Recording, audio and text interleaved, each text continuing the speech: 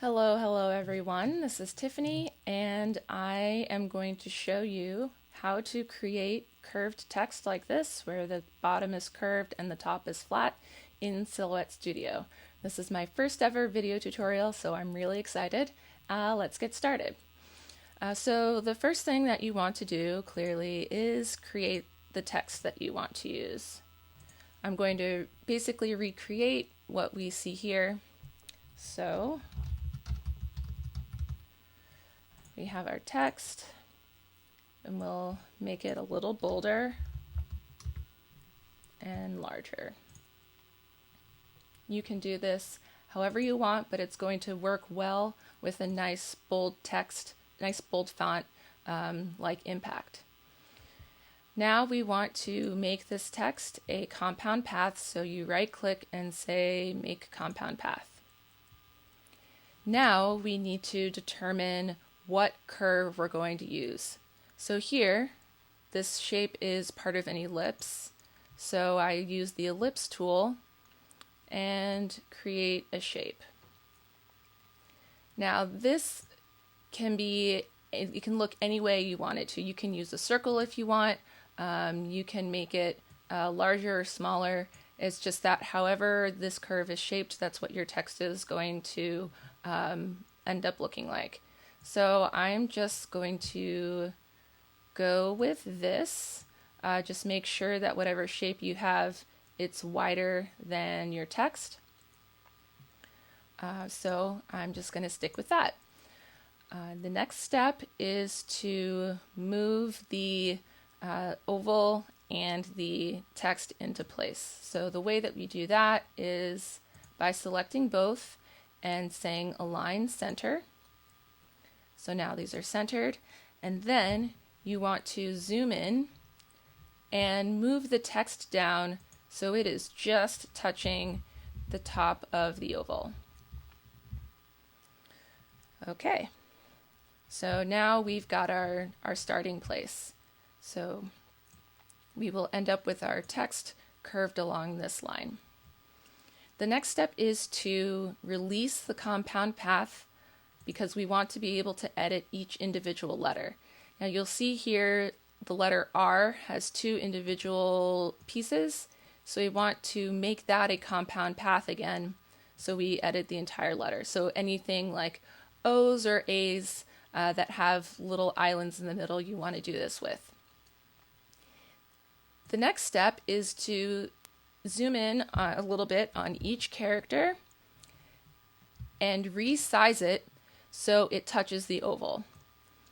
Now the way I do this, which I find works pretty well, is to resize it, the letter, so it crosses the oval about halfway across the width of the letter.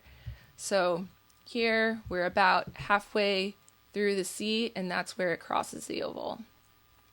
The reason why we do this instead of just making the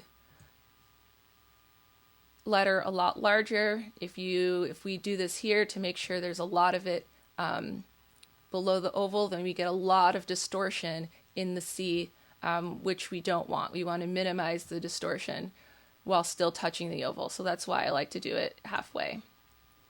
So we can do that with all of the letters.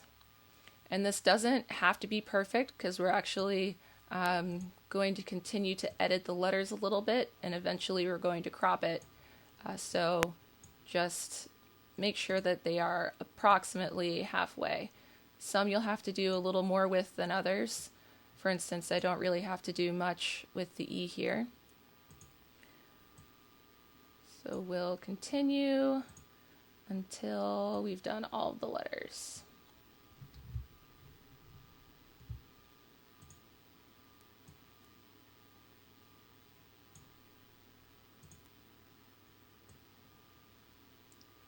Okay, so now we have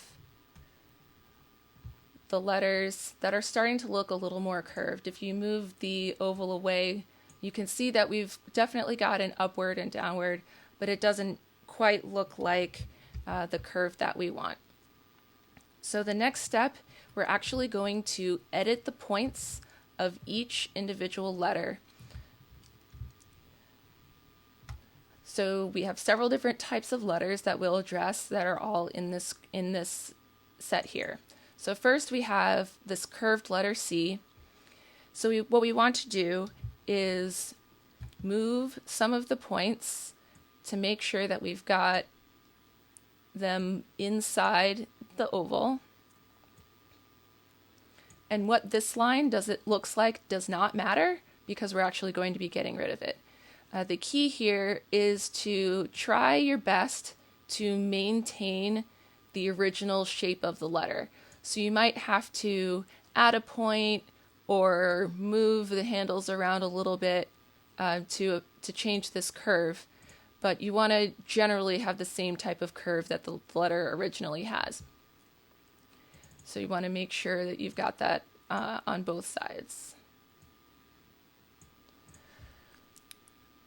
There's the C, and we'll continue doing this. This is another curved letter, so we're going to do the same kind of thing, moving points down below the curve of the oval and adjusting points to maintain the curve.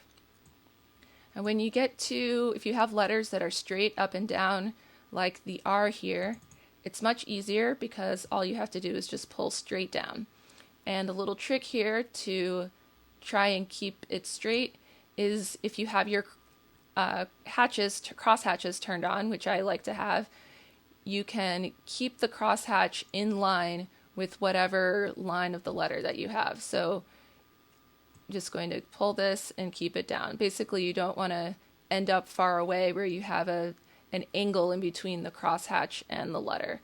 So we'll move that back here. And we're set. Again, these don't have to be perfect. We're just trying to make sure we have parts of the letter in the oval. So when you have a shape that is like the V and has a diagonal, you want to try and maintain that angle. Again, it doesn't have to be perfect. If it moves a little bit, it's okay. We're zoomed in enough that you won't be able to tell a huge difference, but try and keep that angle. So we'll just continue doing this for the remaining letters, whether we have to just pull straight down or make them curved.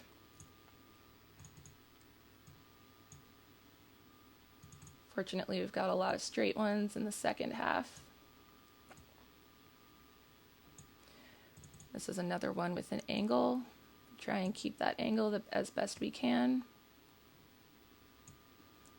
And finally, the T.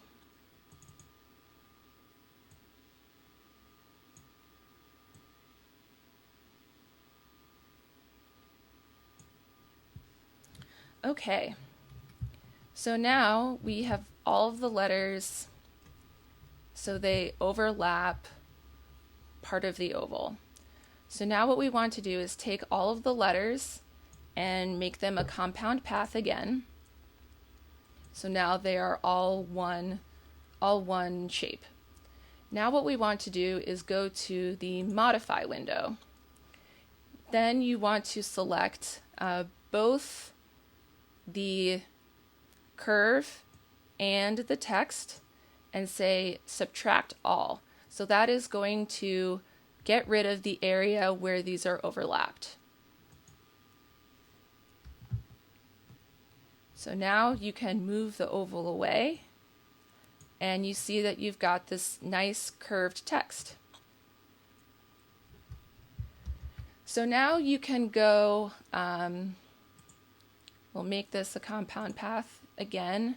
Since it got cut off, you have to make a compound path again. So now you're free to do whatever you want with this text. You can do an offset. You can do a nice big offset here. And fill it however we like.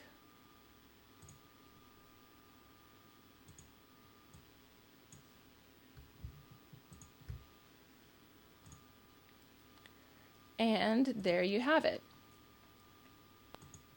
Now, if you can group these and do whatever you like, resize it, move it around, rotate it, but you've got your text that is curved along a shape that you've determined. What I really like about this method is that you're not limited to what you have in Microsoft PowerPoint or Word, which is another way to do this by using the word art. I like this because you can do it all in one program, and it's also a really flexible method. For example, once you get really comfortable with this, you can extend the method, and do things like put the text inside the shape to make it like an oval. This looks kind of like a football. Or you can do any sort of kind of wacky shape that you want. Or you can actually make text that's in the shape of another image that you have. So I really like this method because it's super flexible and you can get really creative with it. So I really hope that this has been a helpful tutorial for you. Please let me know if you have any other questions in the comments, and I will do my best to help. Thanks, and have a great day.